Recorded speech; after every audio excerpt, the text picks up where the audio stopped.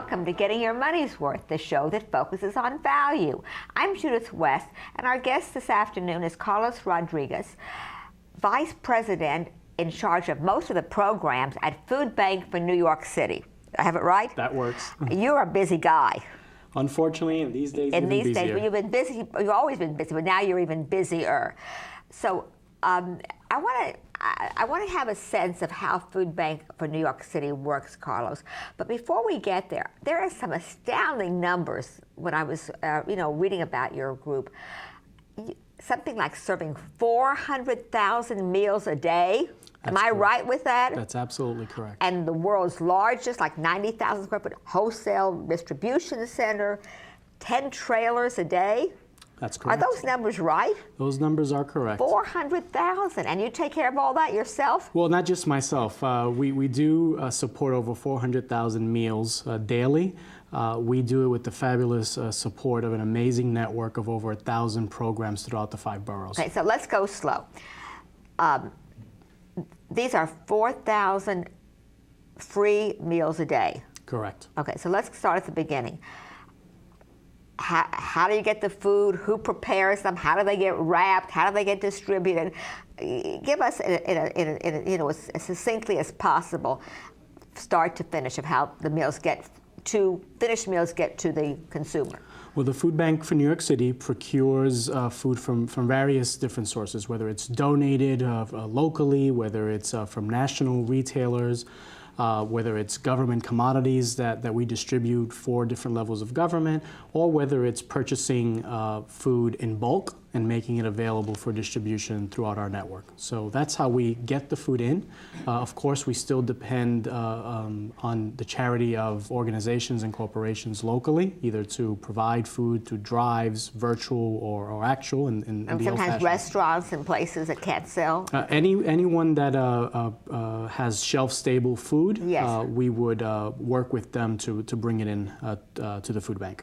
Okay, so you get all this in this. Where's your warehouse in the Bronx? Our warehouse is in the Hunts Point area of the Bronx, in the meat market co-op, actually. Right. It's a 90,000 square feet. So what do? You take food in 24/7? We take food every day. We have different schedules. We organize quite a number of trucks inbound and outbound as well. And we do have a 90,000 square foot warehouse. In addition to that, we have a freezer and a cooler area to be able to handle frozen product and products in refrigeration. And there's a crew there that takes all this stuff in and catalogs it. Absolutely. So it's kind of like a turnaround. With food that has a limited shelf life, you have to take it in and turn it around right away, correct? Absolutely. We have different types of food, and of course, depending on the food, we have to turn it around quickly. We have everything from fresh produce coming in. We do a large amount of fresh produce distribution. Last year... Like fruits and vegetables? Fruits, vegetables, exactly. Lots of fruits, lots of vegetables. Well, that's good. Last year we distributed in total over 74 million pounds of food. 74 million pounds. 74. It's hard to even visualize what that number looks like. It's like that's why I wanted to ask you. It's like a mind-boggling number. And 14 million of that was actually fresh produce. And 14 million of that, 74. Wow. Over 10%. Yeah, a little over 10%. Right. Closer to 20, probably. Yeah, closer. Exactly. Well, it's an amazing job. So, okay, the food comes in, it's cataloged, and it's turned around. And do you have your own network of trucks? We work with an outside vendor for our trucking. We have a great trucking company, and the agencies actually order the food based on the different inventories that we have. We call it a choice style system. So programs, it's actually choice. So based on what their needs are, they go online. And they can order from the different inventories that we have. They actually have a menu? It's like a menu. Is it 3 squares a day? Well, it's more than 3 squares. It's whatever they really need, depending on the type of operation that you're running. So for the most part, the vast majority of our network are soup kitchens and food pantries. But we serve senior center, low-income daycare centers as well. So is it a morning, noon, and night meal? Depends on the program. Yeah. So some programs but you have programs that do all. Absolutely. Right. Absolutely. So we have programs that serve more than one meal a day. We have programs that focus on lunch, some on dinner, some on breakfast and dinner. Yeah. How much of your allocation, or how much of your strategy focuses on good nutrition? A strategy is has always been to focus and to procure the most nutritious product that we can get. So you look for low carb, things that are not low fat, things that are not obesity producing. Exactly, and that's why we focus. That's why over the years we've actually grown our produce distribution to what it is today, 14 million. That doesn't mean that things don't get into our inventory, because again, some of the food sourcing that we do, we don't know exactly what's coming in. Exactly. But for the things that we have control and for the things that we have choice in, we always look to get the most nutritious product, and always having price as a consideration. Right. So you have the food, you have the meals. It's nutrition. The nutrition is controlled to the best you can, and the distribution goes out to organizations that have ordered their menus. The food bank for New York City doesn't distribute directly to the end user? We have one program in Harlem that distributes. It's a food pantry and soup kitchen. But you're right. For the most part, we work with a network of members, over 1,000 programs, and they work in their communities. They're our frontline providers, if you would, distributing the food to the population. So how do these programs validate or vet the people that are getting the food? Different programs have different ways of managing their intake. First of all, we go through a lengthy process to become a food bank member, and we also have various mechanisms to make sure that compliance is in place, whether it's food safety, whether it's making sure that the right clients are being served in the right way. We also have contractual obligations that we manage with programs depending on the types of food they're receiving. For all the food that you distribute and all the meals that you distribute, you have a remarkably safe record. We do. I mean, all things considered, I mean, I was surprised when I kept looking and looking. I mean, to your credit, I never found any, instances where there was anything that blemished the record. It's been over 27 years. Listen, it always hasn't been a smooth ride, especially with the type of operation, the scale of the operation that we're in. But we put a lot of effort, and for the most part, we have a network who really is just dedicated to doing the right thing in their community. So we're all doing this for the right reason. Exactly. I mean, where do you find so many people that care so much to do the right thing at the right time, and whether it's volunteer or for pay? Most of the network is actually volunteer-based. Is it? I had a feeling of that. I was going to ask you. Yeah. So in addition to volunteers that go out and help the programs, most of the actual coordinators and directors of the program are volunteers themselves.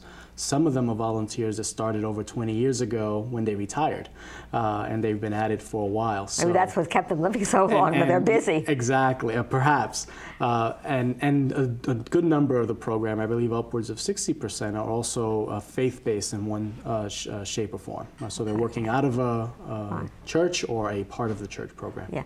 So what's a typical dinner like? Is it a protein? Is it a meat or a fish or a chicken? Give us a sense of what a typical dinner might be. Right. So we encourage programs to distribute at least 3 to 4 of the major food groups. So we want to see a protein, we want to see fresh fruits and vegetables, we want to see dairy.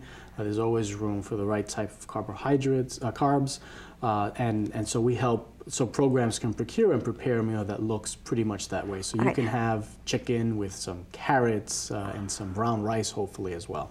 So the person who is the end user of the meal, he comes to the community to pick it up, or do these community service organizations then go out and distribute on the streets or at shelters? How does it get distributed? Yes and yes. Yes and yes. So we have some programs who actually have dining facilities, and the population comes in, and they can sit down for a meal. There are other program models that actually distribute the food.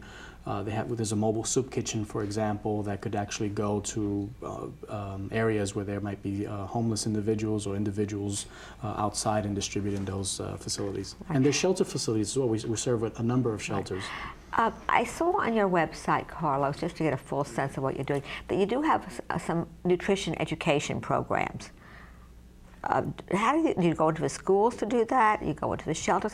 Is that part of your Absolutely. bailiwick of responsibility? It's one of the things that we do at the food bank. We have a three-prong approach to dealing with this problem of hunger. So we've talked a little bit about food distribution. Okay, all right. We have income support.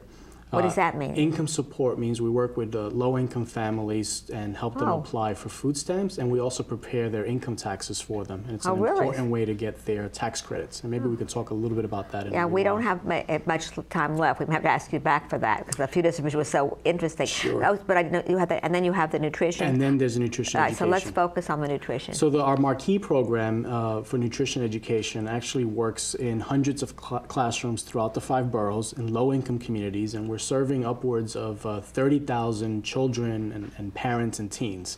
And it's primarily based in kindergarten through 2nd grade.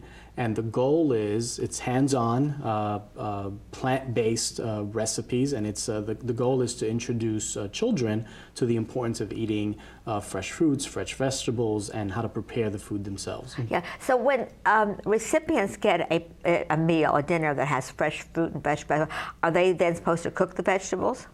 And do you teach how to do that? In some programs we do. It's separate from the nutrition education program I just described, but we also have different programs where we're introducing new fruits and new vegetables that sometimes aren't even available in the neighborhood. Is that called your cook shop program? The cook shop program is the program primarily in the schools and in after schools that work with children to introduce to them fresh fruits and vegetables and how to cook those. So to sum up, I mean, your first mandate, and then perhaps you'll come back and tell us about this, the income tax piece I didn't even know. So to sum up, your first mandate is to get food to hungry people that can't afford to feed themselves. But another prong of that program is to focus on getting the food to them and learning how to eat in a healthy manner that will prevent diabetes or heart disease or obesity and all the ills of overweight. Is that correct? That's correct. I mean, we know that the population that we're serving, they have to make choices, and so we help them with nutrition education make the best choices that their financial situation allows. And often, unhealthy choices are all that they know or can afford, maybe. Right, exactly, and that's exactly right. Many times, and one of the things that we're seeing now in our latest research is that because of their families' economic situations, about 1 in 3 families are either reducing the amount of food that they're intaking or reducing the quality of the food, and this is a factor of their economic situation. Right. Well, you have a big job these days, right? Unfortunately, we do. Yeah. We're going to do a talk about this and tell people how they can donate to you. They can donate money. Absolutely. And of course, if they want to donate food, that has to be cleared through you. And then there's also an opportunity for folks who'd like to volunteer. Is that correct? Absolutely. And our website is the best way to get information on how to do one and I know. 3. Okay, so it's Carlos Rodriguez, Food Bank for New York City Vice President, and you'll come back and talk to us about another prong of your program that we couldn't get to this. Thank you for coming on the show, and importantly, thank you for what you are doing. Thank you, Judith. I'm Judith West. You're watching Getting Your Money's Worth. Thanks for watching.